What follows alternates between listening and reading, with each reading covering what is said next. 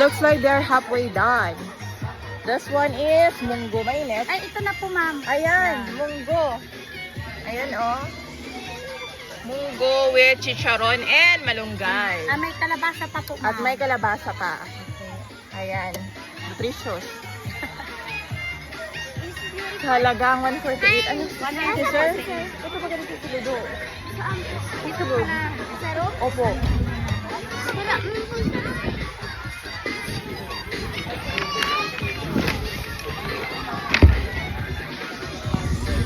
At ito rin, mabilis matapos dahil ito ay tinatawag na crispy malunggay. Meron na silang presentation doon. Ito oh. Ayan. Sekreto kung bakit crispy siya. Hindi ko alam kung i-share nila o hindi. I-share mo ba ang sekreto? Ano? Yellow po. Yellow eyes. Pang palutong. Ayan. Ayan. At meron din silang pa-flower dito oh. Tapos ito din yung malunggay balls. Malunggay balls. At may sauce. Ayan. Malapit nang matapos. Ayan. At ito naman. Nahiya siya. Nahiya siya. Oh. Meron tayong tuna. Tuna with malunggay. We have tuna with malunggay. Ayan. Mga ilang minutes pa? Konti na lang. Mga 5 minutes. Mga 5 to 10 minutes na lang. Ayan. Makakang ba? Makakang? Hindi, masyado. Hindi, Tama lang. okay.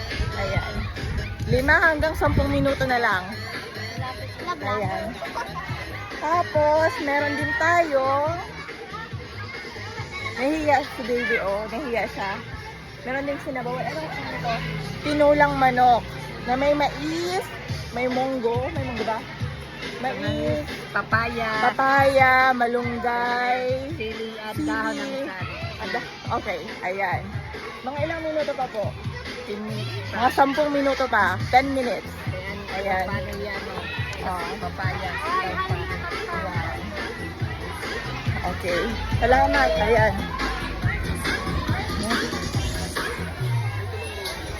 At titingnan natin itong kinunot. Ay, ilang minuto pa ate? Mga 5 to 10 minutes. Mga 5 hanggang 10 minuto pa. Kinunot na manok sa halagang 140 pesos. Ayan. Ayan, oh.